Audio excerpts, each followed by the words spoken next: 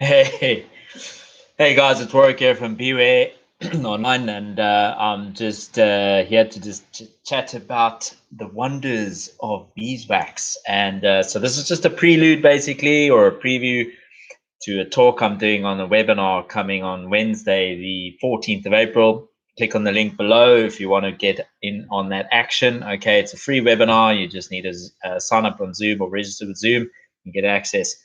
We're going to talk about the history. We're going to talk about the uses and the benefits of beeswax, how it's made, why it's good for us as beekeepers, why you want to be involved with it, and why you do not want to throw it away.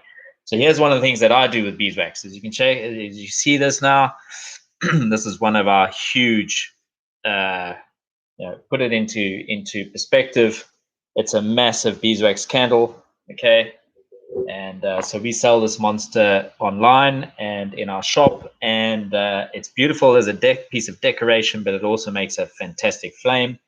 It smells just like the hive, so it's absolutely wonderful. Another example of what can be done is is this one here, and this is a bit of a smaller one, smaller version of cousin of a candle that we make as well, with a beautiful mold. So yeah, those are two examples of what you can do with beeswax candles. There's loads of ways that you can make beeswax candles using different kinds of molds, but we've been doing it for a number of years now. And although they're more expensive than soy candles, beeswax candles just smell great. They don't have any smoke when you burn them, and they smell just like a hive. They have this sweet natural scent that's phenomenal. Something else that we do with beeswax is we make a wood wax. So if you have a look at that, that's our amazing wood wax that we actually make, and it's great for furniture. It's great for any kind of antique work, any wood that you need to use, but it's also used especially in the kitchen for cutting boards and any wooden kind of spoons and things like that, to treat them for cracking, for keeping them healthy and hygienic. And then we're also any butcher blocks and things like that, we use the beeswax on there as well with our wood wax. So it's phenomenal, guys. Beeswax, please don't throw it away. We buy in beeswax because we don't make enough ourselves. And just to give you a quick highlight on something we're going to discuss, one of the many things we're going to discuss for our webinar that's coming up on Wednesday, is that for bees to make beeswax, they need to consume about 8 to 9 times in honey, in the weight in honey, what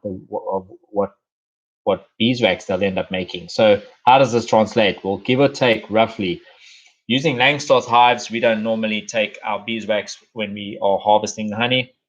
But if you did have to do that, you took all 10 frames out of a box and out of the super, and you harvested the wax as well as the honey. You're largely going to get around about an average of about 10 kilograms, which is pretty cool, of honey, that is. And then if you take all of the wax that honey was stored in the cells, and you go and process that, okay, you go and put it through one of our wax manual presses, or you get the basically the automatic wax extractor that we have.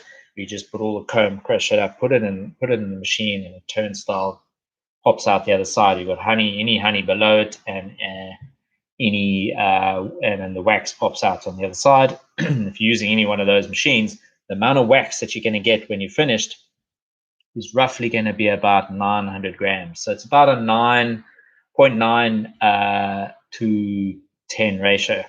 If that makes sense, or 1 to 10 ratio, give or take, if you average stuff up. So that means 900 grams of wax roughly to every 10 kilograms of honey, if you took all of the wax that honey was stored in from one super, a single super that is completely full, and return none of it to the bees. So keep that in mind. And on Wednesday, we're going to talk about the history of wax. We're going to talk about other uses that you can put it towards, where it's most beneficial. And then also we're going to talk about the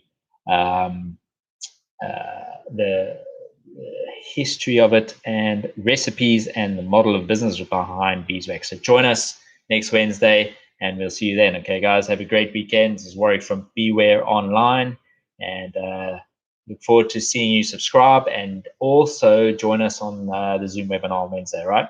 The link's below, and have a great one. Ciao.